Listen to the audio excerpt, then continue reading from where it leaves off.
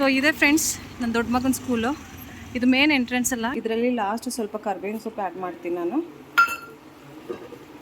ಇದ್ರದ್ದು ಫ್ಲೇವರ್ ಚೆನ್ನಾಗಿರುತ್ತೆ ಅಂತ ಹೇಳ್ಬಿಟ್ಟು ಇವನಿಗೆ ರಿವಿಷನ್ ಮಾಡಿಸ್ತಾ ಅಡುಗೆನೂ ಮಾಡಿಕೊಂಡೆ. ಅದ್ರ ಜೊತೆಗೆ ತುಂಬ ಬಟ್ಟೆ ಇತ್ತು, ಅವನ್ನೆಲ್ಲ ಒಗ್ದಿದ್ದೀನಿ. ಇವಾಗ ಇವನಿಗೆ 1 hour ಬ್ರೇಕ್ ಕೊಟ್ಟಿದ್ದೀನಿ. ಬಂದಮೇಲೆ ಇನ್ನೊಂದು ಚಾಪ್ಟರ್ ಪೆಂಡಿಂಗ್ ಇದೆ, ಅದನ್ನು ಸಹ ರಿವಿಷನ್ ಮಾಡಿಸ್ಬೇಕು. ಬಾಯ್. ಹಾಯ್, ನಮಸ್ಕಾರ ಎಲ್ರಿಗೂ. Welcome back to Bharati Kaur Kannada vlogs. ಇವತ್ತು ಮಂಡೇ, ಈಗ ಬೆಳಿಗ್ಗೆ 10:30 ಆಗ್ತಾ ಇದೆ. ನನ್ನ ಚಿಕ್ಕ ಮಗ ಇವತ್ತು ಸ್ಕೂಲ್ಗೆ ಹೋಗಿಲ್ಲ, ಬಂಕ್ ಮಾಡಿದ್ದಾನೆ. स्कूल को क्यों नहीं गया आप? तो बंक थोड़ी ना होगा, बंक तो स्कूल जाके उधर से निकल जाओ ऐसे होता है। स्कूल तो मैं गया ही नहीं।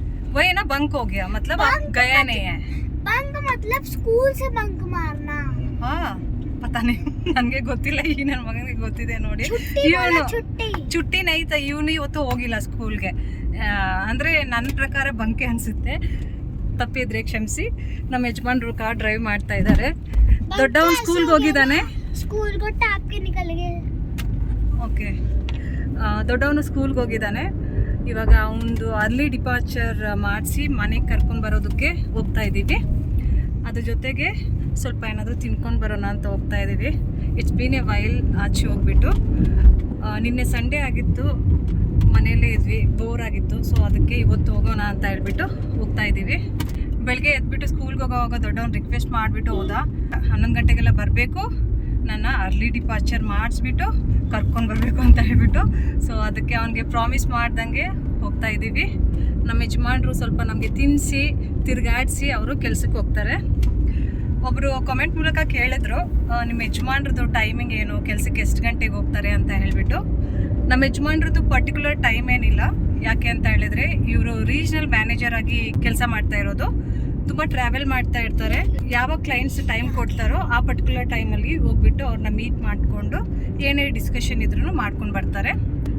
ಸೊ ಇವಾಗ ನನ್ನ ದೊಡ್ಡ ಮಗನ ಸ್ಕೂಲೂ ಸಹ ನಿಮಗೆ ತೋರಿಸ್ತೀನಿ. ಆಲ್ರೆಡಿ ನಾನು ಹಳೆ ಬ್ಲಾಗಲ್ಲಿ ತೋರಿಸಿದ್ದೀನಿ, 2 ಮಕ್ಕಳ ಸ್ಕೂಲೂ ತೋರಿಸಿದ್ದೀನಿ.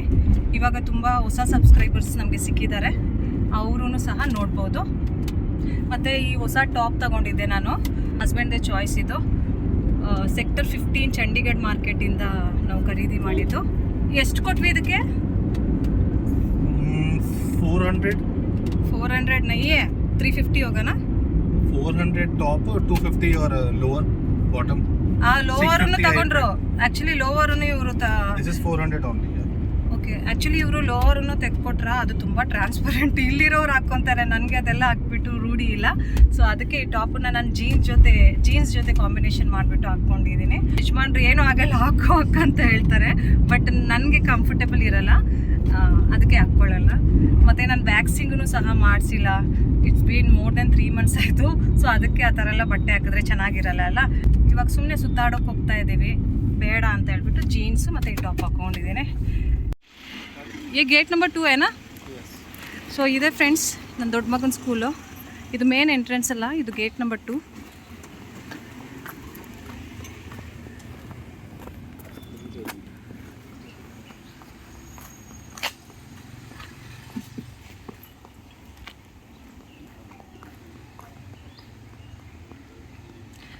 ನೋಡಿ, ಕೆಲವರು ಪೇರೆಂಟ್ಸ್ ಬಂದುಬಿಟ್ಟು ಮಕ್ಕಳನ್ನ ಕರ್ಕೊಂಡು ಹೋಗ್ತಾ ಇದ್ದಾರೆ ಅರ್ಲಿ ಡಿಪಾರ್ಚರ್ ಮಾಡಿಕೊಂಡು.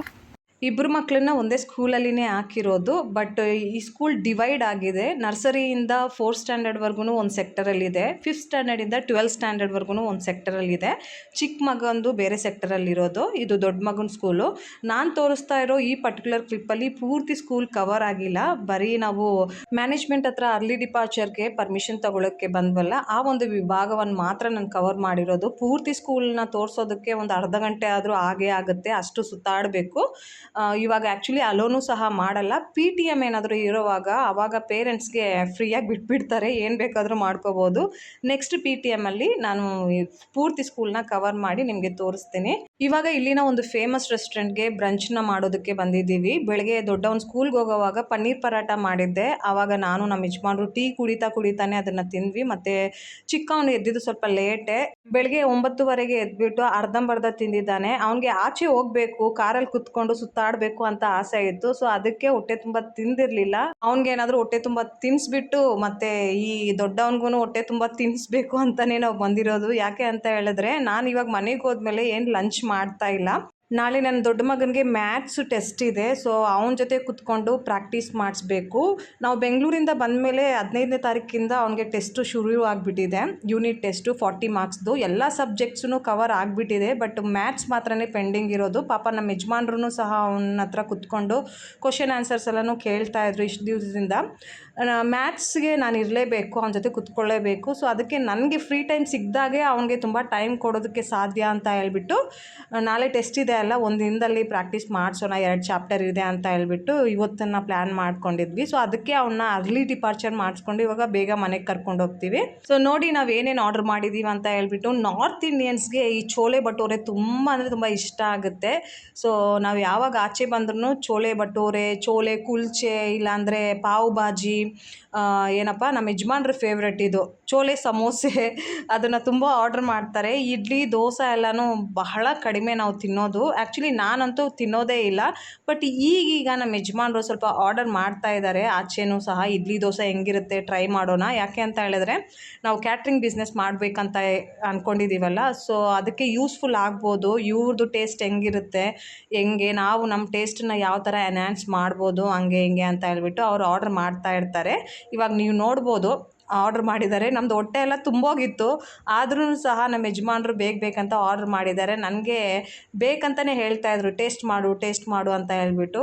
ನನಗೆ ಚೋಲೆ ಭಟೂರೆ ಸ್ವಲ್ಪ ತಿಂದಮೇಲೆ ಹೊಟ್ಟೆ ತುಂಬ್ದಂಗೆ ಆಗಿಬಿಟ್ಟಿತ್ತು. ಸೊ ಅದಕ್ಕೆ ನಾನು ಬೇಡ, ನಾನು ಟೇಸ್ಟ್ ಮಾಡಲ್ಲ, ನೀನೇ ಮಾಡು ಅಂತ ಹೇಳಿದ್ದಕ್ಕೆ ನಮ್ಮ ಯಜಮಾನ್ರು ಬೈತಾಯಿದ್ರು ನನಗೆ. ಆಮೇಲೆ ಮಕ್ಳಿಗೆ ಕೊಟ್ವಿ, ಅವ್ರು ಅರ್ಧ ತಿಂದ್ಬಿಟ್ಟು ಆಮೇಲೆ ನಮ್ಮ ಯಜಮಾನ್ರೂ ಸಹ ಅರ್ಧ ತಿಂದರು. ನಾವು ಮನೇಲಿ ಮಾಡ್ಕೊಂಡು ತಿನ್ನೋ ದೋಸೆ ಅಂದರೆ ನನಗೆ ತುಂಬ ಅಂದರೆ ತುಂಬ ಇಷ್ಟ ಆಗುತ್ತೆ. ಈ ಥರ ಹೋಟೆಲ್ಸಲ್ಲಿ ರೆಸ್ಟೋರೆಂಟ್ಸಲ್ಲಿ ತಿನ್ನೋದು ನನಗೆ ಇಷ್ಟನೇ ಆಗಲ್ಲ.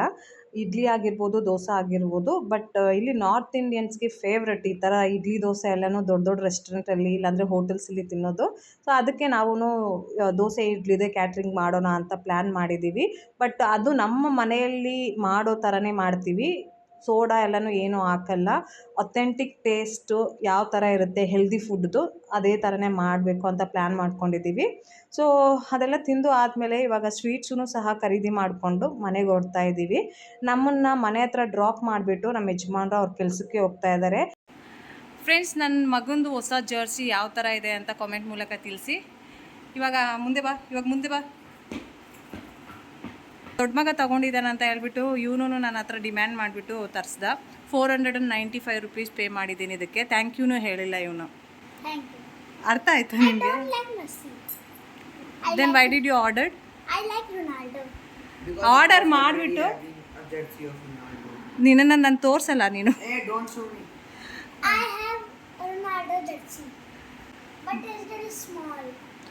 But this is looking very nice. ನನಗೆ ತುಂಬ ಇಷ್ಟ ಆಯಿತು ಇವನು.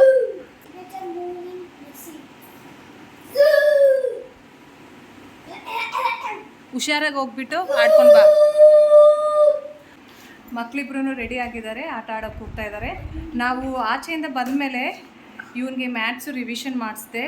ಮಧ್ಯಾಹ್ನ 1 ಗಂಟೆಯಿಂದ ಇವಾಗ 6 ಗಂಟೆವರೆಗೂ ಇವನಿಗೆ ರಿವಿಷನ್ ಮಾಡಿಸ್ತಾ ಅಡುಗೆನೂ ಮಾಡಿಕೊಂಡೆ.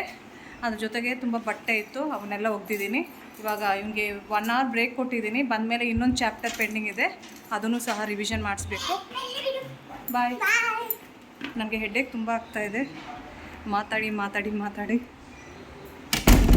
ಮ್ಯಾಥ್ಸಲ್ಲಿ ಸ್ವಲ್ಪ ಇವನು ವೀಕು. ನಾಳೆ ಟೆಸ್ಟ್ ಇದೆ ಅಂತ ಹೇಳ್ಬಿಟ್ಟು ನಾನು ಕೂತ್ಕೊಂಡೆ ರಿವಿಷನ್ ಮಾಡಿಸೋದಕ್ಕೆ. ಬೇರೆ ಸಬ್ಜೆಕ್ಟ್ಸ್ ಎಲ್ಲನೂ ನಮ್ಮ ಯಜಮಾನ್ರು ನೋಡ್ಕೊತಾರೆ. ಅವನು ರಿವೈಸ್ ಮಾಡಿದ್ಮೇಲೆ ಅವರು ಕೇಳ್ತಾರೆ ಪ್ರಶ್ನೆಗಳು, ಅವನು ಉತ್ತರ ಕೊಡ್ತಾನೆ. ಮ್ಯಾಥ್ಸಲ್ಲಿ ನಾನು ಕೂತ್ಕೊಳ್ಳೇಬೇಕು, ಆವಾಗಲೇ ಅವನಿಗೆ ಸ್ವಲ್ಪ ಅರ್ಥ ಆಗೋದು, ಇಲ್ಲಾಂದರೆ ಅರ್ಥ ಆಗಲ್ಲ. ಸೊ ಅದಕ್ಕೆ ಇವತ್ತು 1 o'clock-ಇಂದ 6 o'clock-ವರೆಗೂ 2, 3, 4, 5, 6, 5 ಗಂಟೆ ನಾನು ಅವನ ಜೊತೆ ಕೂತ್ಕೊಂಡಿದ್ದೆ. ಇನ್ ಬಿಟ್ವೀನ್ ಎಲ್ಲ ಕೆಲಸನೂ ಮಾಡಿಕೊಂಡೆ. ಒಂದು ಟೈಮಲ್ಲಿ ಒಂದೇ ಕೆಲಸ ಮಾಡೋದಕ್ಕೆ ನನಗೆ ಇಷ್ಟ ಆಗಲ್ಲ. ಸೊ ಅದಕ್ಕೆ ಬೇರೆ ಬೇರೆ ಕೆಲಸ ಮಾಡ್ತಾ ಇರ್ತೀನಿ. ज़्यादा नहीं हो गया? साइकिल लेके चले जाता.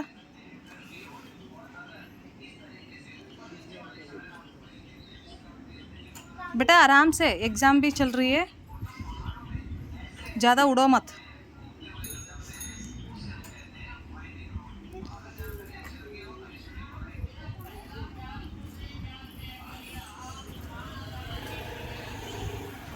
आराम से आराम से।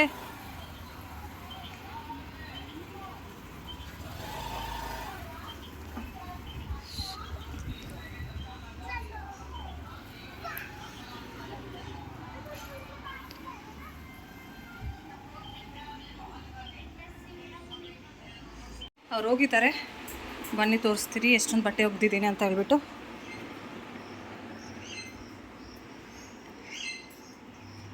ನಮ್ಮದು ವಾಷಿಂಗ್ ಮಿಷಿನ್ ಬಂದುಬಿಟ್ಟು ಆಟೋಮ್ಯಾಟಿಕ್ಕೆ, ಬಟ್ ನಾನು ಮ್ಯಾನ್ಯುಲಿ ಒಂದೊಂದಾಗಿ ರಿನ್ಸ್ ಮಾಡೋದಕ್ಕೆ ಇಷ್ಟಪಡ್ತೀನಿ. ಸ್ಪೆಷಲಿ ತುಂಬ ಬಟ್ಟೆ ಇರೋವಾಗ ಬ್ಯಾಕ್ ಟು ಬ್ಯಾಕ್ ನಾವು ಮಿಷಿನ್ನ ಯೂಸ್ ಮಾಡಿದ್ಮೇಲೆ ಅದು ಬೇರೆ ಹಳೆ ಮಿಷಿನ್ ಆಗಿಬಿಟ್ಟಿದೆ, 10 ಇಯರ್ ಓಲ್ಡ್ ಮಿಷಿನ್ ನಮ್ಮದು. ಸೊ ಅದಕ್ಕೆ ಚೆನ್ನಾಗಿ ಕ್ಲೀನ್ ಆಗಲ್ಲ ಅಂತ ಹೇಳ್ಬಿಟ್ಟು ವಾಶ್ ಮೋಡ್ನ ಯೂಸ್ ಮಾಡಿದ್ಮೇಲೆ ಮ್ಯಾನ್ಯುಲಿ ರಿನ್ಸ್ ಮಾಡಿಬಿಟ್ಟು ಆಮೇಲೆ ಸ್ಪಿನ್ ಮೋಡ್ನ ಯೂಸ್ ಮಾಡ್ತೀನಿ. ಮತ್ತು ಡಿನ್ನರ್ಗೆ ಅಂತ ಹೇಳ್ಬಿಟ್ಟು ಇನ್ಸ್ಟೆಂಟ್ ರಾಜ್ಮಾನ ರೆಡಿ ಮಾಡಿ ಇಟ್ಕೊಂಡಿದ್ದೀನಿ. ಅದ್ರ ಜೊತೆ ಕಾಂಬಿನೇಷನ್ ಆಗಿ ರೈಸೂ ಸಹ ಮಾಡಿಟ್ಬಿಟ್ಟಿದ್ದೀನಿ. ಮಕ್ಕಳು ಆಟ ಆಡ್ಕೊಂಡು ಬಂದಮೇಲೆ ಅವ್ರಿಗೆ ಬಿಸಿ ಬಿಸಿಯಾಗಿ ಸರ್ವ್ ಮಾಡಬೇಕಷ್ಟೇ. ಫ್ರೆಂಡ್ಸ್, ಇವಾಗ ಬೆಳಗ್ಗೆ 6:30 ಆಗ್ತಾ ಇದೆ. ಕಿಚನಲ್ಲಿ ನಾನು ಸ್ವಲ್ಪ ಬ್ಯುಸಿ ಆಗಿಬಿಟ್ಟಿದ್ದೀನಿ. ನಮ್ಮ ಯಜಮಾನ್ರು ವಾಕ್ ಹೋಗಿದ್ದಾರೆ, ಮಕ್ಕಳು ಸ್ಕೂಲ್ಗೆ ರೆಡಿ ಆಗ್ತಾ ಇದ್ದಾರೆ. ಬನ್ನಿ ತೋರಿಸ್ತೀನಿ ನಾನು ಕಿಚನಲ್ಲಿ ಏನು ಮಾಡ್ತಾ ಇದ್ದೀನಿ ಅಂತ ಹೇಳಿಬಿಟ್ಟು. ಬೆಳಗ್ಗೆ ತುಪ್ಪ ತೆಗಿತಾ ಇದ್ದೀನಿ ಕೆನೆಯಿಂದ. ಚಪಾತಿ ಮಾಡಬೇಕು ಅಂತ ಹಿಟ್ಟೆಲ್ಲ ಕಲಸಿ ಇಟ್ಟೆ, ಬಟ್ ತುಪ್ಪ ಮುಗ್ದೋಗಿತ್ತು. ಸೊ ಅದಕ್ಕೆ ಫಸ್ಟು ತುಪ್ಪ ರೆಡಿ ಮಾಡ್ಕೊತಾ ಇದ್ದೀನಿ. ಚಪಾತಿ ತುಪ್ಪದ ಜೊತೆ ಮಾಡಿದ್ರೆ ಸಖತ್ತಾಗಿರುತ್ತೆ ಅಂತ. ಇವತ್ತು ಮಕ್ಕಳ ಟಿಫಿನಲ್ಲಿ ರಾಜ್ಮಾ ಜೊತೆ ಚಪಾತಿ ಮಾಡಿ ಕಟ್ಟಿ ಕಳಿಸ್ತೀನಿ. ರಾಜ್ಮಾ ನಿನ್ನೆ ರಾತ್ರಿ ಮಾಡಿರೋದು. ಇದರ ಜೊತೆಗೇ ಹಾಲು ತುಂಬ ಇದರಿಂದ ಪನ್ನೀರೂ ಸಹ ತೆಗೆದಿದ್ದೀನಿ. ಇದನ್ನು ಇವಾಗ ಫ್ರಿಜ್ಜಲ್ಲಿ ಸ್ಟೋರ್ ಮಾಡಬೇಕು. ಬೆಳಗ್ಗೆ ಈ ಕೆಲಸ ಎಲ್ಲ ಮಾಡಿದ್ರೆ ತುಂಬ ಟೈಮ್ ತಗೊಳುತ್ತೆ, ಸ್ಪೆಷಲಿ ಈ ತುಪ್ಪ ತೆಗೆಯೋದು. ನಮ್ಮ ಯಜಮಾನ್ರು ಬಂದಿದ್ದಾರೆ, ಅವ್ರು ಬಂದರೆ ಸ್ವಲ್ಪ ಮಕ್ಕಳನ್ನ ರೆಡಿ ಮಾಡೋದ್ರಲ್ಲಿ ಹೆಲ್ಪ್ ಮಾಡ್ತಾರೆ. ಇದರಲ್ಲಿ ಲಾಸ್ಟ್ ಸ್ವಲ್ಪ ಕರ್ಬೇವಿನ ಸೊಪ್ಪು ಆ್ಯಡ್ ಮಾಡ್ತೀನಿ ನಾನು. ಇದ್ರದ್ದು ಫ್ಲೇವರ್ ಚೆನ್ನಾಗಿರುತ್ತೆ ಅಂತ ಹೇಳ್ಬಿಟ್ಟು ಒಂದು 10 ನಿಮಿಷ ಸೈಡ್ಗೆ ಇಟ್ಬಿಟ್ಟು ಈ ತುಪ್ಪದಲ್ಲಿನೇ ಪರಾಟಾಸ್ನ ಮಾಡ್ತೀನಿ. ಮಕ್ಕಳು ಸ್ಕೂಲ್ಗೆ ಹೋಗೋದಕ್ಕೆ ರೆಡಿ ಆಗ್ತಾ ಇದ್ದಾರೆ. Good morning. ಚಿಕ್ಕವ್ನು ನೋಡ್ಬೋದು. ನಮ್ಮ ಯಜಮಾನ್ರು ಇವಾಗಲೇ ವಾಕಿಂದ ಬಂದಿದ್ದಾರೆ. ಆ್ಯಕ್ಚುಲಿ ಇವತ್ತು ಸ್ವಲ್ಪ ಬೇಗನೆ ಹೋಗಿದ್ರು ಇವರು, ಹೋಗಿ ಸ್ವಲ್ಪ ಬೇಗನೆ ಬಂದರು. ಅದರಿಂದ ನನಗೂ ಸಹ ಹೆಲ್ಪ್ ಆಯಿತು. ಇಲ್ಲಿ ನೋಡಿ, ವಾಕಿಂದ ಬಂದಮೇಲೆ ಏನು ಮಾಡ್ತಾರೆ ಅಂತ ಹೇಳ್ಬಿಟ್ಟು ಇಲ್ಲಿ ಟೀ ಶರ್ಟ್ ಹಾಕ್ಬಿಡ್ತಾರೆ, ಇಲ್ಲಿ ಅವ್ರದ್ದು ಸ್ಪೆಕ್ಸು, ಈ ಏನಪ್ಪ ಕ್ಯಾಪ್ ಎಲ್ಲನೂ ಹಾಕ್ಬಿಡ್ತಾರೆ. ನಾನು ಒಂದೇ ಸಲ ಹೇಳ್ತೀನಿ ಬೆಡ್ರೂಮಲ್ಲಿ ಇಡು ಅಂತ ಹೇಳ್ಬಿಟ್ಟು, ಬಟ್ ನಿಮ್ಮಪ್ಪ ಕೇಳಲ್ಲ, ನಾನು ಹೇಳೋ ಮಾತನ್ನು ಕೇಳಲ್ಲ. ಇನ್ನೊಂದು ಮಗ ಬೆಳಗ್ಗೆ ಎದ್ದ ತಕ್ಷಣ ಅಳ್ತಾ ಇರ್ತಾನೆ. ಕೊಡಬೇಕು ಅಂತ ಅನಿಸುತ್ತೆ, 2 ಕೊಟ್ಟರೆ ಇನ್ನೂ ಅಳ್ತಾ ಇರ್ತಾನೆ ಅಂತ ಹೇಳ್ಬಿಟ್ಟು ಸುಮ್ಮನಾಗ್ಬಿಡ್ತೀನಿ, ನನ್ನ ಕೆಲಸ ಆಗಲ್ಲ ಅಂತ ಹೇಳ್ಬಿಟ್ಟು. ಸೊ ಇವಾಗ ತುಪ್ಪ ಆಗಿದೆ, ಸ್ಟವ್ ಆಫ್ ಮಾಡಿಬಿಡೋಣ, ಸೈಡ್ಗೆ ಇಟ್ಬಿಡೋಣ. ಇದು ಬೇಗ ಚಪಾತಿ ಮಾಡಬೇಕು. ಫ್ರೆಂಡ್ಸ್, ಫೈನಲಿ ಮಕ್ಕಳು ಸ್ಕೂಲ್ಗೆ ಹೋಗಿದ್ದಾರೆ. ಒಂಥರ ಟಯರ್ಡ್ ಫೀಲ್ ಆಗ್ತಾ ಇದ್ದೀನಿ. ಇವಾಗ ಕುತ್ಕೋಬೇಕು. ಆ್ಯಕ್ಚುಲಿ ಕಿಚನಲ್ಲೂ ಸ್ವಲ್ಪ ಮೆಸ್ಸಿ ಆಗಿದೆ. ಇದನ್ನೆಲ್ಲ ಸೆಟ್ ಮಾಡಿಬಿಟ್ಟು ಕುತ್ಕೊಂಡು ಟೀ ಕುಡಿದ್ಬಿಟ್ಟು ಆರಾಮ್ ಮಾಡ್ತೀನಿ 1 ಅವರ್ವರೆಗೂ. ಇವಾಗ 7:15 ಆಗ್ತಾ ಇದೆ. 8:15ವರೆಗೂ ಆರಾಮ್ ಮಾಡ್ತೀನಿ. ಸ್ವಲ್ಪ ವೀಡಿಯೋಸ್ದು ಇದೆಲ್ಲ ಸ್ವಲ್ಪ ವ್ಲಾಗ್ಸ್ದು ಎಡಿಟಿಂಗ್ ಮಾಡ್ಕೊತೀನಿ. 8:45 ಡಸ್ಟಿಂಗ್ ಕೆಲಸ ಮಾಡ್ತೀನಿ. ಆಮೇಲೆ ಮೇಡ್ ಬರ್ತಾರೆ, ಅವರು ಗುಡಿಸಿ ಕೊಡ್ತಾರೆ. ನೋಡ್ಬೋದು 2 ಮೀಡಿಯಮ್ ಸೈಜ್ ಡಬ್ಬಿಗಳಲ್ಲಿ ತುಂಬಿಟ್ಟ ಕೆನೆಯಿಂದ ಇಷ್ಟು ಮಟ್ಟಿಗೆ ತುಪ್ಪ ತೆಗೆದಿದ್ದೀನಿ. ಈ ತುಪ್ಪ ಒಂದು ವಾರದಲ್ಲಿ ಫಿನಿಶ್ ಆಗಿಬಿಡುತ್ತೆ. ಅದನ್ನು ಸಹ ಬರೀ ಪರಾಟಾಸ್ ಮಾಡೋದಕ್ಕೆ ಮಾತ್ರ ನಾನು ಯೂಸ್ ಮಾಡ್ತೀನಿ. ಇವಾಗ ತೋರಿಸ್ತಾ ಇರೋ ಈ ಕ್ಯಾರಮಲೈಸ್ಡು ಕೆನೆ ಬಂದುಬಿಟ್ಟು ಕೆನೆಯಿಂದ ಆ್ಯಕ್ಚುಲಿ ಪರಾಟಾಸ್ನೂ ಸಹ ಇಲ್ಲಿ ಮಾಡ್ತಾರೆ. ಯಾವ ರೀತಿ ಮಾಡ್ತಾರೆ, ಹೇಗೆ ಎತ್ತ ಅಂತ ಹೇಳ್ಬಿಟ್ಟು ನಿಮಗೆ ಬರೋ ವ್ಲಾಗ್ಸಲ್ಲಿ ತಿಳಿಸ್ತೀನಿ. ಸೊ ಇವತ್ತಿನ ಈ ವ್ಲಾಗಲ್ಲಿ ಇಷ್ಟೇ. ಐ ಹೋಪ್ ನಿಮಗೆ ಈ ವ್ಲಾಗ್ ಇಷ್ಟ ಆಗಿದೆ ಅಂತ ಅಂದ್ಕೊತೀನಿ. ಸ್ವಲ್ಪ ಮಟ್ಟಿಗೆ ಆದರೂ ಇಷ್ಟ ಆದರೆ ಪ್ಲೀಸ್ ಲೈಕ್ ಮಾಡಿ, ನಮ್ಮ ಚಾನಲ್ನ ಸಬ್ಸ್ಕ್ರೈಬ್ ಮಾಡಿ, ಸಪೋರ್ಟ್ ಮಾಡಿ.